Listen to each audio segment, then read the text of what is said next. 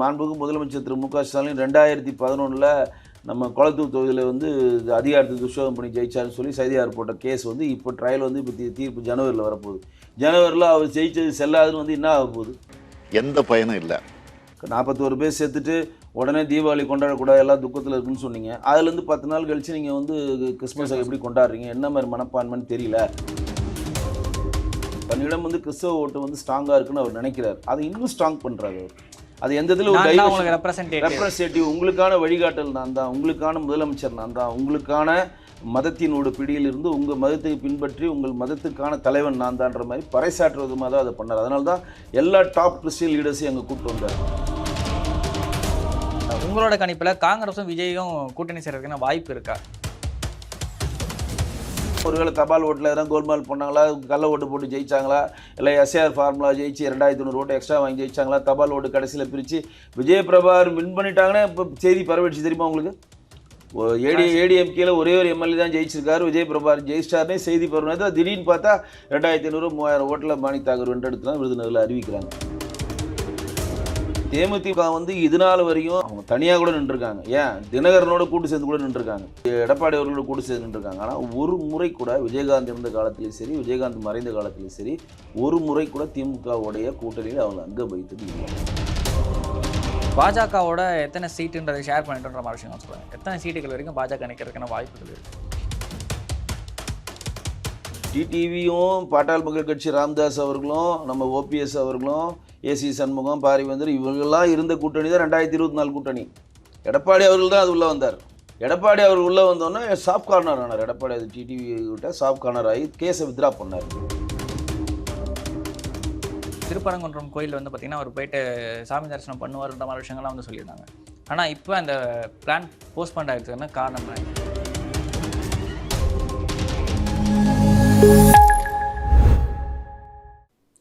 நாதஸ் நேயர்களுக்கு வணக்கம். அரசியல் பல பரபரப்பான கட்டங்களை நோக்கி நகர்ந்து கொண்டு இருக்கிறது. அது குறித்து பாஜகவின் கலை மற்றும் கலாச்சார பிரிவு மாநில செயலாளர் திரு வெங்கடேஷன் அவர்கள் முன்னாடி இருக்கிறார். வணக்கம் சார். வணக்கம் சார். சார், தமிழ்நாட்டில் தேசிய ஜனநாயக கூட்டணி எப்படி இருக்குது? இந்த கூட்டணியில் புதுசாக கட்சிகள் சேரப்படுறதுக்கான வாய்ப்புகள் இருக்குது அப்படின்னு சொல்கிறாங்க. டிடிவி, டிஎம்டிகே, விஜய் கூட வர்றதுக்கான வாய்ப்பு இருக்குது அப்படின்னு சொல்கிறாங்க. அதை எப்படி பார்க்குறது? அதே மாதிரி ராமதாஸ் அவர்களும் வந்து பார்த்தீங்கன்னா நானும் இன்னும் என்டிஏல தான் இருக்குன்ற மாதிரி ஒரு ஸ்டேட்மெண்ட் கொடுத்துருக்காரு. சீனியர் ராமதாஸ் எங்கே இருக்கார்? இல்லை, இப்போ வந்து ராமதாஸ் ஐயா வந்து அவர் கொடுத்த ஸ்டேட்மெண்ட்டில் வந்து பாட்டாள் மக்கள் கட்சி என்டிஏல தான் இருக்குது, இன்றைக்கி வரையும் இருக்குது பாட்டாள் மக்கள் கட்சி. இடையில வந்து அன்புமணி வந்து திருப்பி ஜாயின் பண்ண மாதிரி இங்கே கட்டமைப்பு ஏற்படுத்துறீங்க, திருப்பி ஜாயின்லாம் பண்ணல, திருப்பி அவர் உள்ளே வந்திருக்காரு, அவ்வளோதான். தன்னை புதுப்பிச்சிருக்காரு தவிர அது ஜாயினிங்லாம் கிடையாது. ஏன்னா அவர் வெளியே போனால் தானே அது. அதே தான் ராமதாஸ் அவர்கள் புதுசாக அனௌன்ஸ் பண்ணுறாருல, நம்ம கூட்டணியில் வந்து பாமக வந்திருக்காங்கன்றது. அதிமுக கூட்டணியில் பாமக சேர்ந்துருக்கா? இல்லை, அப்படி கிடையாதுங்க. என்டிஏக்குள்ளே அவங்க வந்திருக்காங்க, அவ்வளோ. இப்போ என்டிஏ கூட்டணியில் அவர் வந்திருக்கான்னு எடப்பாடி பழனிசாமி ஏன் சொல்கிறாருன்னா, 2022 நாடாளுமன்ற தேர்தலில் வந்து என்டிஏ கூட்டணியில் அஇஅதிமுக இல்லை, அவங்களும் எஸ்டிபி கேஸும் தனிச்சு போட்டுவிட்டாங்க, தேமுதிமுகவும் தனிச்சு போட்டுவிட்டாங்க. நம்ம இதில் அன்றைக்கி பாட்டாள் மக்கள் இருந்தது. இன்றைக்கு என்டிஏ லோகோவில் தான் நம்ம இருக்கிறோம். தேசிய ஜனநாயக கூட்டணியில் எடப்பாடி அவர்கள் உள்ளே வந்திருக்காரு. அதனால் அவர் அது மாதிரி சொல்கிறார். எடப்பாடி தலைமையிலான தேசிய ஜனநாயக கூட்டணியில் இப்போ அன்புமணி வந்திருக்கிறது அவருக்கு ஒரு பெரிய ஒரு மகிழ்ச்சியை தருது. அது வெளியிக்கிறார். தவிர போன வாட்டி தேசிய ஜனநாயக கூட்டணியுடைய தலைவராக மோடிஜி அவர்கள் இருந்தார். தமிழ்நாட்டில் வந்து அண்ணாமலைஜியும் சென்ட்ரலில் மோடிஜி இருந்தாங்க. அதை வச்சு தலைமை தாங்கினதில் அந்த ஸ்டாண்டில் தான் இங்கே இருக்கிறாங்க. ஸோ அதை பற்றி எந்த பிரச்சனையும் இல்லை. இன்றைக்கு ராமதாஸ் ஐயாவும் நாங்கள் இன்னும் இந்த கூட்டணியில் தான் இருக்கிறோம் தான் சொல்லியிருக்காரு. தவிர வரப்போகிறோன்னா இல்லை திருப்பி என்னென்ன பண்ண போகிறாங்கன்றது அவருடைய கையில் தான் இருக்குது. பட் ஆனால் கூட்டணி பலம் மிக ஸ்ட்ராங்காக இருக்கிறது. ஃபார்வர்ட் பிளாக் கட்சின்னு சொல்லி கதிரவன் இணைஞ்சார். இப்போ அன்புமணி அவர்கள் தன் ரெனியூவல் பண்ணியிருக்காரு. இன்னும் ராமதாஸ் ஐயா ஒரு பாசிட்டிவான திங்கிங் தான் போய் சொல்லிட்டு இருக்காரு. தேமுதிகவோட தன் நிலைப்பாடை கடவுள் மாநாட்டில் அறிவிக்கிறாங்க, இன்னும் கொஞ்ச நாள் அறிவிக்க போகிறேன்னு சொல்லியிருக்காங்க. அந்த மாநாட்டிலே எந்த கட்சியை அவங்க வந்து பயங்கரமாக திட்டினாங்கன்னு உங்களுக்கே தெரியும். ஸோ எனக்கு தெரிஞ்சு தேசிய ஜனநாயக திராவிட முன்னேற்ற கழகம்னு சொல்கிற விஜய் கேப்டனுடைய கட்சி தேசிய ஜனநாயக கூட்டணியில் தான் இணையும் நான் நினைக்கிறேன். Okay sir. அப்படி இருக்கப்போ டிடிவி ஓபிஎஸ் சார்ந்த விஷயங்கள்லாம் இன்னும் சஸ்பென்ஸாகவே இருக்குல்ல. ஓபிஎஸ் வந்து சேரவே மாட்டாங்கன்னு சேர்க்க முடியாதுன்ற விஷயங்களை எடப்பாடி சொல்லிட்டார். சசிகலாக்கெல்லாம் பேச்சே இல்லைன்ற அளவுக்கு சொல்லிட்டார். ஆனால் டிடிவி பற்றின விஷயங்கள் வந்து பார்த்தீங்கன்னா இன்னும் மௌனமாகவே இருக்குது. அதே மாதிரி எடப்பாடி சந்தித்த உடனே வந்து டிடிவி அவர்கள் அமித்ஷா அவர்களை சந்திக்கிறாரு. மோடி அவர்கள் வரப்போ டிடிவிலாம் சேர்ந்த என்டிஏக்குள்ளே சேர்றதுக்கான வாய்ப்பு இருக்குமா? டிடிவி தினகரன் அவர் வந்து அவர் தான் வந்து சொல்லணும். அது என்னஞ்சின்னா அவர் வந்து தேசிய ஜனநாயக கூட்டிலேருந்து போனது அவர் தான். நம்ம யாரும் போக சொல்ல, அண்ணா நயினாரோட தலைமை பிடிக்காம வெளியேறேன் அப்படின்னு அவர் சொல்லியிருக்காரு. மறுபடியும் வந்து அவர் தான் சொல்லி உள்ளே வரணும். ஆனால் நம்மளோட நிலைப்பாடு திமுக எதிர்க்கிற எல்லா கட்சிகளும் தேசிய ஜனநாயக கூட்டணிக்கு வரணும். ஓபிஎஸும் வரணும், டிடிவியும் வரணும், எல்லாருமே வரணும். ஆனால் எடப்பாடி அவர்களுடைய டிசிஷனில் தான் அந்த பவர் இருக்குது. இப்போ தேசிய ஜனநாயக கூட்டணியுடைய தமிழ்நாட்டு தலைவராக எடப்பாடி பழனிசாமி தான் இருக்கார். டிடிவி அவர்களை சேர்த்துக்கணுமா சேர்த்துக்க வேணான்ற டிசிஷன் மேக்கிங் பவரும் எடப்பாடி அவர்கிட்ட தான் இருக்கு. டிடிவின்றது வந்து உட்கட்சி விவகாரத்துக்குள்ள வருமா இல்லைன்னா கூட்டணி கட்சி விவகாரத்துக்கு இல்லை, கூட்டணி தான் வரும். ஏன்னா தனி கட்சி ஆரம்பிச்சிட்டார்ல அவர். அம்மா மக்கள் முன்னேற்ற கழகம்ன்றப்போ உட்கட்சி உள்ள எப்படி வரும்? இப்போ சசிகலா அம்மையாரும் இப்போ ஓபிஎஸ்ன்னு கேட்டிங்கன்னா அது உட்கட்சி வியாபாரம். ஏன்னா அவங்க இன்னும் கட்சியில் ஆரம்பிக்கல. அதோட ஓபிஎஸ் அவர்கள் அறிவிச்சுட்டே கூட உரிமை மீட்பு கழகம்னு சொல்ல மாட்டோம், உரிமை மீட்பு குழுன்றதை மாற்றி உரிமை மீட்பு கழகம்னு சொல்ல பதிவு பண்ணிட்டார் அவர். சில கிட்டத்தட்ட கட்சி மாதிரி தான் அது. ஆனால் கட்சி அறிவிக்க மாட்டேன், அதிமுக எதிராக ஒரு கட்சி ஆரம்பிக்க மாட்டேன் அப்படின்ற ஒரு ஸ்டேட்மெண்ட் கொடுத்துருந்தார். அவர் வந்து அவரோட ஸ்டேட்மெண்ட் சொல்றாரு. நான் சொல்றேன் அது உட்கட்சி விவகாரம். சசிகலாமே தனியாக கட்சி ஆரம்பிச்சாங்கன்னா இதை பற்றி பேச வேண்டிய வேலையே இல்லை. ஏன்னா எடப்பாடி அவர்கள் வந்து தேசிய ஜனநாயக கூட்டணியில் திமுக எதிர்க்கிறவர்கள் யாரை வேணா வரலான்ற ப்ரெஷரை பிஜேபியும் கொடுக்கும். இப்போ டிடிவி வரனா அவர் ஒரு கட்சியை சேர்ந்தவர், அவருக்கு பலத்துக்கு ஏற்ற மாதிரி சீட்டை கொடுங்க, அவர் உள்ள வரட்டுன்றப்ப அவங்க எதிர்க்க முடியாது. இப்போ வந்து டிசிஷன் மேக்கிங் எடப்பாடி அவர்கள் ப்ளஸ் மைனஸ் பார்ப்பார். நமக்கு எதிரிக்கு எதிரி நண்பன் அப்படின்னு 10 லட்சம் ஓட்டு கிட்டத்தட்ட வந்து டிடிவி அவர்கள் இருக்கலாம். எதிரிக்கு எதிரி நண்பன் நம்ம ஏன் விடணும், அவருக்கு எக்ஸ்ட்ரா ஒரு 4 சீட்டை கொடுத்து நம்ம தன்னை பற்றி வச்சுக்கணும் அப்படின்னு தான் எனக்கு தெரிஞ்சு. டிடிவியும் பாட்டாள் மக்கள் கட்சி ராமதாஸ் அவர்களும் நம்ம ஓபிஎஸ் அவர்களும் ஏசி சண்முகம் பாரிவேந்தர் இவங்கெல்லாம் இருந்த கூட்டணி தான் 2024 கூட்டணி. எடப்பாடி அவர்கள் தான் அது உள்ளே வந்தார். 2004 கூட்டத்தில் இந்த கட்சியெலாம் இருந்துச்சு. எடப்பாடி அவர் உள்ளே வந்தோன்னே சாஃப்ட் கார்னர் ஆனார். எடப்பாடி அது டிடிவி கிட்ட சாஃப்ட் கார்னர் ஆகி கேஸை வித்ரா பண்ணார். டிடிவி மேலே போட்ட கேஸை ஜெயலலிதா அம்மாவுடைய படங்களையோ ஜெயலலிதா அம்மா சம்மந்தப்பட்ட எதையுமே நீங்கள் பயன்படுத்தக்கூடாது ஒரு கேஸ் இருந்துச்சு. உள்ளே வந்தோன்னே அவர் அதை வந்து வித்ரா பண்ணிட்டார். ஒரே கூட்டலேருந்து கேஸ் போடக்கூடாது சொல்லி வித்ரா பண்ணார். டிடிவியும் ஒரு பேட்டியில் என்ன கொடுத்தாருன்னா, எடப்பாடி அவர்கள் கேட்டுக்கொள்கிற வேண்டுகோள் விட்டாங்கன்னா தேசிய ஜனநாயக கூட சிறப்பாக அதிமுக வேட்பாளர்கள் வெற்றி எடுத்துக்கு நான் வந்து தேர்தல் பிரச்சாரம் செய்வேன் அவரும் பேட்டி கொடுத்தார். இடையில என்ன நினச்சிருச்சு அவர் வெளியே போயிட்டார். இப்போ மறுபடியும் அவர் தான் வரணும். நம்ம அதான் எங்களோட மாநில தலைவர் தெளிவாக சொல்கிறார். டிடிவி அவர்களையோ ஓபிஎஸ் அவர்களையோ தேசிய ஜனநாயக கூட்டணி விட்டு நாம் வெளியேற்றவில்லை, அவர்கள் போயிட்டாங்க, திருப்பி அவர்களே வருவாங்கன்னு நம்ம நம்புகிறோம். அவ்வளோதான். Okay sir. இதில் வந்து பார்த்தீங்கன்னா இது கிரவுண்ட் லெவலில் ஜெல்லாகுமான ஒரு கேள்வி இருக்குல்ல. ஏன் அப்படின்னா இன்னுமே வந்து இப்போ அதிமுக கூட்டணி மக்கள்கிட்ட ஒரு பெரிய வரவேற்பு பெறலை அப்படின்ற மாதிரி பின்பற்றினா பல பேர் வந்து எதிர்க்கிறாங்க. இல்லை, எப்படி நீங்கள் பெறலைன்னு சொல்கிறீங்க? எனக்கு தெரிஞ்சு இன்றைக்கி வந்து போராட்ட காலத்தில் எல்லாம் இணைஞ்சே செயல்படுறாங்க. இன்றைக்கி இருக்கக்கூடிய திமுகவுடைய அவல் நிலையங்களை பிஜேபியும் எடப்பாடி பழனிசாமி அவர்களும் தோட்டு ஒன்றாக சேர்ந்து தோல் உரிக்கிறாங்க, பேசுகிறாங்க. பட் ஆனால் ரெண்டுமே தனித்தனியாக நின்று பேசுகிற மாதிரி இருக்கு. ஏன்னா அமித்ஷா அந்த நிகழ்ச்சிக்கு வந்து பார்த்தீங்கன்னா சேலத்தில் ஒரு ஈவெண்ட் இருக்கு, அதனால நான் போகலன்னு சொல்லிட்டு எடப்பாடி அவர்கள் சொல்கிறாரு. இது மாதிரி ஒரு சின்ன ஒரு முரண்பாடாக இருக்க மாதிரி இருக்கு. அமித்ஷா வந்து சேலத்தில் வந்தது வந்து வேற விஷயங்க. அது வந்து கட்சி சம்மந்தமான நிகழ்வில் கலந்துக்க வரப்போ அவங்க கலந்துக்க மாட்டாங்க. அது சொல்லிட்டாரு. அவரோட டைம் ஷெடியூல் திடீர்னு மாறிச்சு. அமித்ஷா அவர்கள் டேட் 4 தடவை மாறிச்சு. டக்குன்னு அவர் வந்தோன்னே அவங்க ஷெடியூல் அதை மாற்ற முடியல.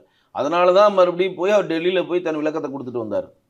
இப்போ உள்துறை அமைச்சர் வராரு, இன்னைக்கு வராருன்றப்ப நீங்கள் ஒரு ஷெடியூல் போட்டு டெல்லியில் போய் விளக்கம் கொடுக்கணுன்றதே வந்து பார்த்தீங்கன்னா ஒரு தவறான ஒரு அணுகுமுறை தானே இருக்குது. அதிமுக மாதிரி ஒரு பெரிய கட்சி அமித்ஷாவை போய் பார்க்க முடியலன்றது டெல்லிக்கு போய் சொல்லிட்டு வரணும்னு ஒரு கேள்வி. அதுக்கு சொல்ல போகிறேன்றது தவறாக எடுத்துக்கூடாது. அப்படி சொல்ல போகலங்க. இங்கே இருக்கக்கூடிய நிலவரங்கள் என்ன, அவர்களுக்கு என்ன பவர். இப்போ சில ஆப்ளிகேஷன் பிஜேபி கேட்டிருக்கலாம், அதை அவர் மறுக்கக்கூடிய சூழ்நிலை இருந்திருக்கான். அது விளக்கக்கூடிய கட்டாயத்துக்கு அவர் வராருல. இப்போ நீங்கள் சொல்கிற மாதிரி ஓபிஎஸ் அவர்களை சேர்க்கணுன்ற ஒரு அழுத்தத்தை பிஜேபி கொடுக்கும். நம்ம டிடிவிக்கு சேர்த்துக்கங்க, சசிகலா எல்லாரும் சேர்த்து ஒன்றா இருக்குன்னு தான் எல்லாமே அப்போதுலேயே இன்றைக்கி வரையும் பிஜேபியோட ஸ்டாண்டு தான்.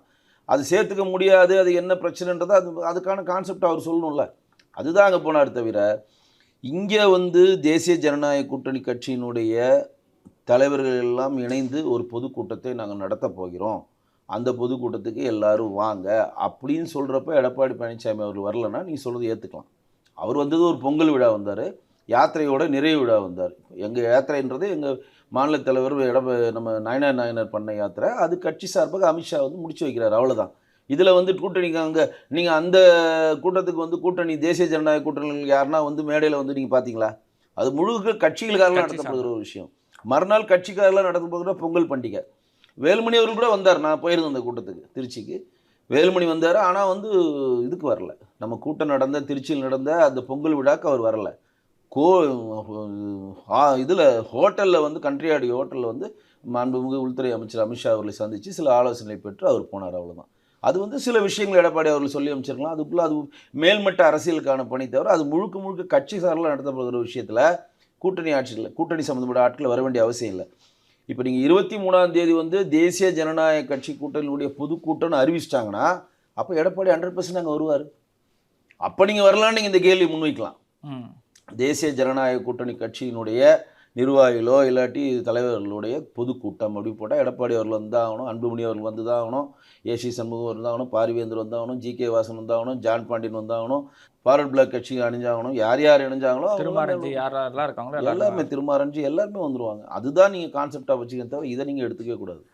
Okay sir. இப்போது மோடி அவர்களுடைய வருகை அப்படின்றது வந்து முதல்ல பிளான் பண்ணப்பட்டுச்சு. திருப்பரங்குன்றம் கோயில் வந்து பார்த்திங்கன்னா அவர் போயிட்டு சாமி தரிசனம் பண்ணுவார்ன்ற மாதிரி விஷயங்கள்லாம் வந்து சொல்லியிருந்தாங்க.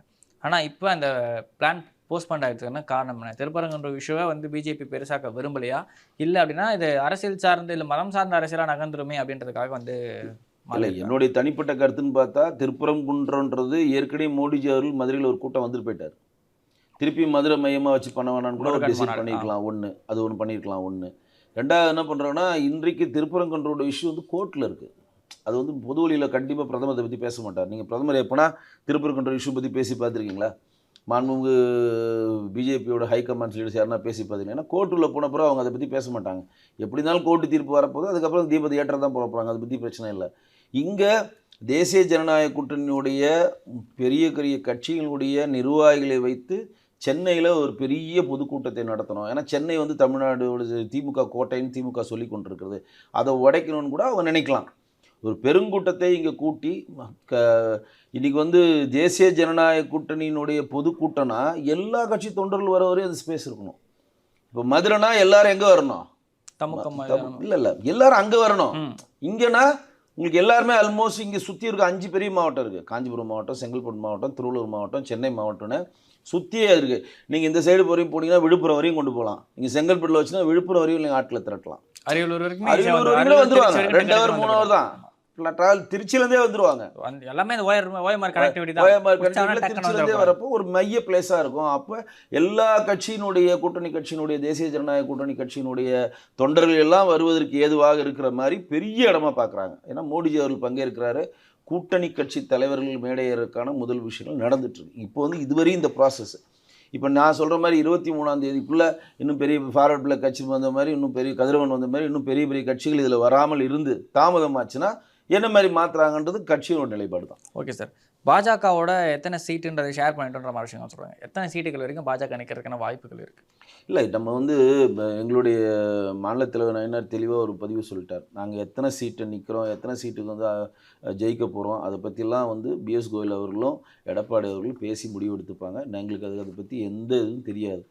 ஆனால் கொடுக்குற சீட்டுகளை அதிகமாக வென்றெடுத்து அதிகமான சட்டமன்ற உறுப்பினர்களை 4ஆம் சட்டமன்றத்துக்கு கொண்டு போகிறது தான் எங்களுடைய பிரதான பணி தெளிவாக சொல்லிட்டார். ஸோ இது சீட்டு சம்மந்தமாக இங்கே இருக்கக்கூடிய எந்த பாஜக தொண்டர்களோ நிர்வாகிகளோ பேசவும் மாட்டாங்க. அவங்களுக்கு தெரியவும் தெரியாது. அதற்குன்னு இன்சார்ஜ் போட்டாங்க. இந்த மேல்மட்ட தலைவர்கள் பேசி அதற்கான கட்டமைப்பை உருவாக்கி அதற்கான சீட்டை அலகேஷன் பண்ணார். ஆனால் எங்கள் நோக்கம் 10 சீட்டு கொடுத்தாலும் 100 சீட்டு கொடுத்தாலும் அதிகமான சட்டமன்ற உறுப்பினர்களை நம்ம சட்டமன்றத்துக்கு கொண்டு போகிறதுக்கான பாடுபாடை நாங்கள் பண்ணுவோம். Okay sir. இதில் பாமக ராமதாஸ் அணி வந்து 2ஆக இருக்குது. ஒருவேளை இப்போ சீனியர் ராமதாஸ் வந்து சொல்லிட்டு இருக்காரு. ஆனால் கூட்டணி சார்ந்தால எப்படி வேணால் முடிவு மாறும், அரசியல் எது வேணால் நடக்கலாம்னு சொல்லிட்டு திமுக சைடும் அவர் பேசிகிட்டு இருக்காருன்ற மாதிரி விஷயங்கள் சொல்கிறாங்க. தேமுதிகவும் திமுக சைடில் ஒரு பக்கம் பேசிகிட்டு இருக்காங்க. இந்த 2 கட்சிகளும் அதிமுக கூட்டணிக்கு ஏன் வரணுன்ற மாதிரி ஒரு விஷயம் இருக்கும்ல? இல்லை, இப்போ வந்து திமுகவுடைய அவல நிலையை தான் அந்த ஆன்டி இன்கம்சி ஓட்டை அறுவடை பண்ணுறதுக்கு தான் இப்போ இருக்கக்கூடிய மற்ற கட்சிகளுக்கெல்லாம் நினைக்கும். எப்போதுமே விஜயும் அதை தான் பிளான் பண்ணுறாரு. நாம் தமிழ் கட்சியும் அதை எல்லாம் பண்ணுறாங்க. எல்லா கட்சியும் அதான் பண்ணுறாங்க. அதை வந்து ஒரு யூனிட்டியாக பண்ணால் வெற்றி பெறலாம் அப்படின்றத நினைப்பாங்க. இப்போ தேமுதிக வந்து திமுக தான் எதிர்க்கிறாங்க. பொது வழியில் என்றைக்குமே ஏடிஎம்கே பற்றி அவங்க பேசுனதில்லை. இதனால் வரையும் தேமுதிக எந்த காலத்துலையும் டிஎம்கேவோட சேர்ந்து போட்டிக்கிட்டதும் இல்லை. மக்கள் நல கூட்டணி நின்றுருக்காங்க. இது நாள் வரையும் போட்டி இல்லை. ஏன்னா மண்டபத்தை இடிச்சவங்களே திமுகன்ற ஒரு வேர்டு அவங்கள்ட்ட இருக்கு இன்னைக்கு வரையும். அப்படி பார்த்தா சட்டமன்றத்திலிருந்து எதிர்கட்சி தலைவர் இருந்தவரை 20 எம்எல்ஏ வந்து இது பண்ண வச்சு இப்போ இவ்வளோ இந்த நிலைமை கொண்டு வந்து அவங்க பிரிடுங்க. நான் சொல்றது வந்து ஒரு திமுகவை எதிர்கட்சி சட்டமன்றத்தில் வந்து எதிர்கட்சி வரிசையில் கூட உட்கார முடியாத அளவு ராஜதந்திரமா விஜயகாந்தை உட்கார வச்சாங்க ஜெயலலிதாமா. அதுக்கப்புறமா தேர்தலே ஜெயிக்க முடியாம அது அடுத்த கதை. அன்னைக்கு வந்து திமுக ஒரு ஆண்ட கட்சிங்க 67லேருந்து கிட்டத்தட்ட 5 முறை ஆண்ட கட்சி எதிர்கட்சி வரிசையில் உட்கார முடியாது பெரிய அவமானம். அது விஜயகாந்தை வச்சு முறியடிச்சாங்க. 29 எம்எல்ஏ ஜெயிக்க வச்சு முறியடிச்சாங்க. அதுக்கப்புறம் விஜயகாந்த் அவங்களுக்கு ஒத்து வரலன்றா தனி கதை. இன்றைக்கி தேமுதிக வந்து இதனால் வரையும் அவங்க தேர்தல் காலத்தில் பங்கேற்றது வரையும் இந்நாள் வரையும் அவங்க தனியாக கூட நின்றுருக்காங்க. ஏன் தினகரனோட கூட்டு சேர்ந்து கூட நின்றுருக்காங்க. ஓபிஎஸோட எடப்பாடி அவர்களோட கூட சேர்ந்துட்டு இருக்காங்க. ஆனால் ஒரு முறை கூட விஜயகாந்த் இருந்த காலத்திலையும் சரி, விஜயகாந்த் மறைந்த காலத்திலையும் சரி, ஒரு முறை கூட திமுகவுடைய கூட்டணியில் அவங்க அங்கம் வகித்தது இல்லை. அதில் அவங்க அடித்து சொல்லுவேன். அதனால இந்த முறையும் கண்டிப்பாக தேமுதிக நமக்கு தான் வருவாங்கன்ற நம்பிக்கை இருக்குது. குறிப்பாக விஜய் பிரபாகரன் அவர்கள் பேசுகிறப்ப வந்து பார்த்தீங்கன்னா காங்கிரஸ் பற்றின விஷயங்களை விஜய் அவர்களுக்கு ஒரு எச்சரிக்கை வடிவம் இதில் சொல்கிறாருன்னு பார்த்தீங்கன்னா, அவங்க என்ன பண்ணுவாங்கன்னு எனக்கு தெரியும், அவங்கள மட்டும் நம்பாதீங்க, விருதுநகர் என்ன பண்ணாங்கன்னு எனக்கு தெரியும், ஸோ காங்கிரஸ் நீங்கள் நம்பாதீங்க அப்படின்னாரு. காங்கிரஸ் நீங்கள் நம்பாதீங்கன்னு அவர் சொல்லுது. காங்கிரஸ் கூட்டணி இருக்க திமுக இப்போ கரண்ட்டில் காங்கிரஸ் கூட்டணி இருக்குது. ஒருவேளை காங்கிரஸ் வந்து விஜய் பக்கம் போச்சு அப்படின்னா விஜயும் காங்கிரஸும் சேர்ந்து இருக்கிறதுக்கான வாய்ப்பு இருக்கும். அப்போது விஜய் பக்கம் காங்கிரஸ் போனாலும் போடலாம், காங்கிரஸ் மீது ஒரு நெகட்டிவான விஷயம் தானே தேமுதிக வந்து சொல்லுது. இல்லை, தேமுதிக வந்து காங்கிரஸை சொல்கிறதுக்கு 2 விஷயங்கள். ஒரு விஷயங்கள் வந்து தமிழர்கள் கிட்டத்தட்ட 1.5 லட்சம் பேரை வந்து கொண்டு குவிச்சது அன்றைக்கு காங்கிரஸும் திமுகவும் தான் பண்ணாங்க அந்த விஷயத்தை. அந்த வடு வந்து இலங்கை தமிழர்களுக்காக ஒட்டுமொத்த வாழ்நாளை அறிவித்தவர், இலங்கை தமிழர்களுடைய வாழ்வியல் என்றைக்கு முன்னேறுதோ அன்றைக்கு தான் என் பிறந்தநாள் நான் கொண்டாடுவேன்னு அறிவித்தவர் கேப்டன் அவர்கள். அந்தளவு அவங்க மேலே பெரிய ஒரு நண்பு வச்சுருந்தார். அந்த ஜீர்ணிக்க முடியல. அப்போ வந்து காங்கிரஸ் தான் அது பெரிய லெவலாக செஞ்சதுன்னு சொல்லி இன்றைக்கி வரையும் தேமுதிக அது ஆணித்தரமாக நம்புது. 1.5 லட்சம் பேரை கொண்டவங்கனால பொது ஏரியாக காங்கிரஸ் கொண்டவங்க. கிட்டத்தட்ட சீமானோட நிலைப்பாடு அதான். சீமானோட நிலைப்பாடு எங்களுடைய தமிழர்கள் 1.5 லட்சம் பேரை திமுகவும் காங்கிரஸும் கூட்டு சேர்ந்து கொண்டுட்டாங்க அப்படின்னு தான் சீமாவோட நிலைப்பாடு. போய் பரிசு பொருள்லாம் கனிமொழி திருமணம்லாம் போய் வாங்கிட்டு வந்து ராஜபக்சேடு கட்டி தருணாங்கன்ட்டு ஒரு நிலைப்பாடு இருக்குது. அந்த நிலைப்பாடுக்கு தான் அவர் அங்கே அது சொல்கிறார், விஜய் பிரபாகரன் சொல்கிறார். இன்னொன்று என்னென்னா, அவர் ஜெயிக்க வேண்டியதே ஏதோ ஒரு விஷயம் பண்ணி மாணிக் தாக்கூர் ஜெயிச்ச மாதிரி ஒரு கட்டமைப்பு. ஏன்னா வெறும் 2500 ஓட்டில் தான் மாணிக் தாக்கூர் விருதுநகரில் ஜெயிச்சார். அன்றைக்கே தேமுதிக வந்து தேசிய ஜனநாயக கூட்டணியில் ஏடிஎம்கேவோ தேமுதிக இணைந்திருந்ததுன்னா டெபாசிட் கூட வாங்கியிருக்க மாட்டார் மாணிக் தாக்கூர். ஏன்னா 2வது பிளேஸில் 2500 ஓட்டு கம்மியாக விஜய் பிரபாகரன், அதை விட கொஞ்சம் கம்மியாக ராதிகா மேடம் வாங்கியிருந்தாங்க. இப்போ ராதிகா மேடம் ஓட்டும் விஜய் பிரபாகரன் ஓட்டு 2த்தையும் சேர்த்திங்கன்னா டெபாசிட் கூட வாங்க மாட்டார் மாணிக் தாக்கூர். அப்படி பார்த்தா கோயம்புத்தூரும் அதே கணக்கு தானே. அண்ணாமலை அவர்களும் கோவை சத்தியன் அவர்களும் வந்து போட்டிடுறாங்க. நெக்ஸ்ட் லீடிங் தானே இருக்காங்க. ஆமாம், நெக்கு தான். அதுதான் நான் சொல்கிறேன். அதுதான் விஜய் பிரபாகரன் சொல்கிறார், நம்பாதீங்க. அவர் எதை மீன் பண்ணி சொல்கிறாருன்னா, ஒருவேளை தபால் ஓட்டில் எதாவது கோல்மால் பண்ணாங்களா, கள்ள ஓட்டு போட்டு ஜெயிச்சாங்களா, இல்லை எஸ்ஏஆர் ஃபார்முலா ஜெயிச்சு 2500 ஓட்டு எக்ஸ்ட்ரா வாங்கி ஜெயிச்சாங்களா, தபால் ஓட்டு கடைசியில் பிரித்து விஜய் பிரபாகரன் வின் பண்ணிட்டாங்கன்னா இப்போ செய்தி பரவிடுச்சு தெரியுமா உங்களுக்கு? ஏடிஎம்கேல ஒரே ஒரு எம்எல்ஏ தான் ஜெயிச்சிருக்காரு, விஜய் பிரபாகரன் ஜெயிச்சிட்டாருனே செய்தி பரவுனது. திடீர்னு பார்த்தா 2500 3000 ஓட்டில் மாணிக் தாக்கூர் வென்றெடுத்து தான் விருதுநகரில் அறிவிக்கிறாங்க. அதை கூட அவர் மென்ஷன் பண்ணி சொல்லியிருக்கலாம். அது நீங்கள் அவர்கிட்ட தான் கேட்கணும். என்னுடைய கணிப்பு கரெக்டாக இருந்தால் இந்த 2 காரணம் தான். விஜய் பிரபாகரன் வெற்றி பறித்தாரா மாணிக் தாக்கூர் அப்படின்னு ஒரு கேள்வி வருதுல்ல. ஆமாம், மாணிக் தாக்கூர் பறிச்சாரா, இல்லை கரெக்டாக அவர் வின் பண்ணாரா, இல்லை வேறு மாதிரி கள்ள ஓட்டு போட்டு ஜெயிச்சாரான்றது அவங்களுக்கு ஒரு பணப்பாளர் இருக்கும்ல. இப்போ நம்ம வந்து தேர்தல் கமிஷன் இவர் தான் ஜெயிச்சார்னு அறிவிச்சார்னா அவர் தான் ஜெயிச்சார், நம்ம அந்த கட்டமைப்புக்குள்ளே வரும். ஆனால் தோற்றவங்களுக்கு மென்டாலிட்டி மாறல. இப்போ நீங்கள் வந்து 1 லட்சம் ஓட்டில் தோக்குன்னா அதை பற்றி நீங்கள் பேச வேண்டிய. இப்போ ராதாபுரம் தொகுதியில் போன சட்டமன்ற தேர்தலில் வந்து பார்த்தீங்கன்னா அப்பாவு தான் ஜெயிச்சாருன்னு சொல்லிட்டு அந்த எலெக்ஷன்லாம் முடிஞ்சு அந்த டேர்மே முடிஞ்சதுக்கு அப்புறமா 41 ஓட்டு அந்த மாதிரிலாம் நிறைய வருது. இதில் விளக்கலாம். அது நீதிமன்றங்களுடைய குறை சொல்கிறதா? இப்போ கூட தான் மாண்புக்கு முதலமைச்சர் திரு மு.க. ஸ்டாலின் 2011 நம்ம குளத்தூர் தொகுதியில் வந்து அதிகாரத்தை துஷ்பிரயோகம் பண்ணி ஜெயிச்சாருன்னு சொல்லி சைதியார் போட்ட கேஸ் வந்து இப்போ ட்ரையல் வந்து இப்போ தீர்ப்பு ஜனவரியில் வரப்போகுது. ஜனவரியில் அவர் ஜெயிச்சது செல்லாதுன்னு வந்து என்ன ஆக போகுது? ஒன்றுமே ஆக போகுது இல்லை. எம்எல்ஏவாக இருந்தவர் இப்போ சிஎம்மாவே ஆகிட்டார். என்ன பார்க்குறோம்? மேபி வந்து அந்த வந்து கடுமையாக இது வந்து அதிகாரத்தை துஷ்பிரயோகம் பண்ணி ஜெயிச்சதுனால நீங்கள் தேர்தலில் 2 வருஷம் தண்டனை கட்டச்சு, ஒரு 3 வருஷம் நீங்கள் தேர்தலில் போட்டியிடக்கூடாது மாதிரி தீர்ப்பு வந்ததுன்னா வரவேற்கலாம். நீங்கள் அந்த 2011 2016 வரையும் எவ்வளோ சம்பளம் வாங்கினீங்க, அதை அரசு கருவூலத்தில் கட்டுங்க போதுன்னா ஒன்றுமே பண்ண முடியாது. அது நீதிமன்றம் சம்மந்தப்பட்ட ஒரு விஷயம். அதாவது தாமதப்பட்ட நீதி வந்து மறுக்கப்பட்ட நீதிக்கு தான் சமம், அப்படி தான் சொல்லிட்டு போகணும். ஓகே சார், உங்களோட கணிப்பில் காங்கிரஸும் விஜயும் கூட்டணி சேர்றதுக்கான வாய்ப்பு இருக்கா? காங்கிரஸும் விஜயும் கூட்டணி சேர்ப்பதற்கான 99.9% வாய்ப்பு இருக்குது. காங்கிரஸினுடைய ஹை கமாண்ட்ஸாக இருக்கக்கூடிய சோனியா காந்திக்கும் ராகுல் காந்திக்கும் பிரியங்கா காந்திக்கும் தாவேகாவுடைய தலைவர் ஜோசப் விஜய்ன்ற அந்த மதப்பற்று அவங்களுக்கு இருக்குது. ஒரு எப்படி வந்து ஆந்திராவில் ராஜசேகர் ரெட்டிக்கு மிகப்பெரிய ஒரு ப்ரொமோஷன் கொடுத்து தன்னுடைய கட்டுப்பாட்டுக்குள்ளே அவங்க வச்சுருந்தாங்களோ, அதேமாரி தாவேகாவில் பூந்து லீடர்ஷிப்பை கைப்பற்றி அந்த மதப்பற்றுப்பாட்டுக்குள்ளே நம்ம வச்சுக்கலான்னு சொல்லி காங்கிரஸ் நினைக்குது. அது எந்தளவு சாத்தியப்படும், எந்தளவு விஜய் அவர் உடன்படுவார்ன்ற ஒரு இது இருக்குது. 2வது என்னன்னா, ஃபண்டு வைஸ் வந்து நம்ம பெருசாக கொடுப்போன்ற ஆசை கூட காட்டலாம். ஏன்னா காங்கிரஸ் தான் இன்றைக்கி பெரிய பணக்கார கட்சியில் ஒன்று, அதுவும் ஒன்று. இப்போ பிஜேபி தான் சார் கொஞ்சம் சப்பான டைம் காங்கிரஸ் இருந்துச்சு. இல்லை சொல்கிறேன், நீங்கள் நினைக்கிறீங்க அப்படி. நீங்கள் தேர்தல் பாண்ட்ஸில் வச்சு பிஜேபிக்கு வந்து அது அசெட் வைஸ் காங்கிரஸ் தான் வந்து எல்லா இடத்துலையும் வச்சுருக்காங்க. காங்கிரஸ் மாதிரிலாம் யார்கிட்டையும் கிடையாதுங்க. இந்தியாவில் இருக்கக்கூடிய 28 மாநிலம் 7 யூனியன் பிரதேசத்துலேயும் அவங்களுக்கு இருக்கிற சொத்துக்கு கணக்கே கிடையாதுங்க. ராஜீவ்காந்தி ஃபவுண்டேஷனில் அவ்வளோ சொத்து இருக்குங்க, அது வெளியே தெரியாது. அசெட் வைஸ் அவங்க தான். அந்த சொத்துக்களை மீட்பதற்கே ஒரு குழு போட்டிருக்காங்க தமிழ்நாடு காங்கிரஸ் கமிட்டியில் தங்கபால் அவர் தலைமையில். அந்த குழு போய் எங்கெங்கே சொத்து இருக்குன்னு தேடுது. நல்லா கேட்டுங்க, எங்கெங்கே எந்தெந்த மாவட்டத்தில் சொத்து இருக்குன்னு தேடி அதை கையகப்படுத்தி அதை பத்திரவு பண்ணி அதுக்கு வேலி போட்டு அந்த வேலை பண்ணுறதுக்கே ஒரு பெரிய குழு இருக்குது காங்கிரஸில். அப்போ தமிழ்நாடுக்கே அப்படி இருக்குன்னா இந்தியா ஃபுல்லாக எப்படி இருக்கும்? அசட் வைஸ் அவன் பெரிய லீடர், பெரிய இது. அந்த மாதிரி ஃபண்ட் சிச்சுவேஷன் கூட சமாளிக்கலாம் கூட விஜய் நினைக்கலாம். ஆனால் என்னுடைய கணிப்பு கரெக்டாக இருந்தால் ஒரு கிறிஸ்தவ அமைப்பை சேர்ந்த ஒருத்தரை நம்ம வந்து தமிழ்நாடுடைய முதலமைச்சராக்கி தன்னுடைய கைப்பாவையாக வைக்கிறதுக்கு காங்கிரஸ் நினைக்குது. அது விஜய் எந்தளவு உடன்படுவார்னு தெரில. ஏன்னா லைலா குரூப் ஆகட்டும், ஃபாஸ்டர்ஸ் ஆகட்டும், கிறிஸ்தவ மதத்தை சேர்ந்த போதகர் ஆகட்டும், எல்லாருமே இப்போ வந்து அவர் கிறிஸ்மஸ் விழாவில் கூட நம்ம ஒரு கேள்வி வச்சோம். 41 பேர் சேர்த்துட்டு உடனே தீபாவளி கொண்டாடக்கூடாது, எல்லாம் துக்கத்தில் இருக்குன்னு சொன்னீங்க. அதுலேருந்து 10 நாள் கழித்து நீங்கள் வந்து கிறிஸ்மஸை எப்படி கொண்டாடுறீங்க, என்ன மாதிரி மனப்பான்மைன்னு தெரியல. ஒருவேளை இயேசு மாதிரி 41 பேர் சேர்த்துட்டு இயேசு மறுநாள் உயிர் தெழுந்து வந்த மாதிரி இவங்களாம் மறுநாள் உயிர் தெழுந்து வந்துட்டுன்னு விஜய் நினைக்கிறாரான்னு கூட ஒரு கேள்வி வச்சோம். அதுக்கெல்லாம் பதிலே இல்லை. உயிர் தெழுவது தான் இந்த கிறிஸ்மஸ் கிடையாது, ஈஸ்டர் பண்டிகையில் வருவாங்க. இல்லை சொல்கிறேன், இயேசு பிறந்த நாள் தானே உயிர் தெழுந்த மாதிரி நினச்சி தானே பிறந்த நாள் கொண்டாடுறாங்க. அந்த மாதிரி கூட நினைக்கிறேன். அப்போ 10 நாளுக்குள்ள துக்கம் போயிடுச்சா? இந்த ஆதவஜனா ஒரு காமெடி பண்ணார்ல, 16 நாள் நான் துக்கத்தில் இருந்தேன். இல்லை, திமுக மாதிரி செலக்டிவ் பாலிடிக்ஸ் பண்ணுறாங்களா? இப்போ இந்துக்கள் பண்டிகைனா வந்து இது கொண்டாட மாட்டேன், சிறுபான்மை பண்டிகைன்னா கொண்டாடுவேன் அப்படின்ற மாதிரி ஆஸ்பெக்டில் இல்லை. அது அப்படி இருக்காது. செலக்டிவ் பாயிண்ட் இப்போ பாலிடிக்ஸ் பண்ணுறதுக்கு வாய்ப்பு இல்லை. ஏன்னா அவர் வந்து விநாயகர் சதுர்த்தி கூட அவர் வாழ்த்து சொல்ல விஜய் சார் தன்னிடம் இருக்க பேங்கை ஸ்ட்ராங் பண்ணணும்னு நினைக்கிறார். அவர் தன்னிடம் வந்து கிறிஸ்தவ ஓட்டு வந்து ஸ்ட்ராங்காக இருக்குன்னு அவர் நினைக்கிறார். அதை இன்னும் ஸ்ட்ராங் பண்ணுறாரு அவர். அது எந்த இதில் ஒரு ரெப்ரசன்டேட்டிவ், உங்களுக்கான வழிகாட்டல் நான் தான், உங்களுக்கான முதலமைச்சர் நான் தான், உங்களுக்கான மதத்தினோட பிடியிலிருந்து உங்கள் மதத்தை பின்பற்றி உங்கள் மதத்துக்கான தலைவன் நான் தான்ற மாதிரி பறைசாற்று விதமாக தான் அதை பண்ணார். அதனால தான் எல்லா டாப் கிறிஸ்டியன் லீடர்ஸையும் அங்கே கூப்பிட்டு வந்தார். எல்லா கிறிஸ்டியன்ஸோட டாப் ஃபாதர்ஸையும் அங்கே கூப்பிட்டு வந்து பிஷப்பையும் கூப்பிட்டு வந்து உட்கார வச்சு ஒரு பெரிய ஆசீர்வதிக்கப்பட்ட ஒரு நபராக அப்படி நினைக்கிறார். இப்போ ரெப்ரஸன்டேட்டிவ் ஆகிறப்ப என்ன பண்ணுவாங்க? இப்போ நீங்கள் வந்து கன்னியாகுமரி மாவட்டங்களோ பாளையங்கோட்டை போன்ற மாவட்டங்களில் இருக்கக்கூடிய கிறிஸ்தவ பாதிரியார்கள் என்ன சொல்லுவாங்க, அங்கே இருக்கக்கூடிய சண்டே அன்னைக்கு சர்ச்சில் இதனால் வரையும் நமக்காக ஒரு ரெப்ரஸன்டேட்டிவ் பாடுபடுறாரு, அவர் அவர் வந்து கிறிஸ்தவ மதத்தை சேர்ந்தவராக இருக்கார், அவருக்கு ஓட்டு போடுங்க, ஆனால் வேறு கட்சியை சேர்ந்தவராக இருக்கார்.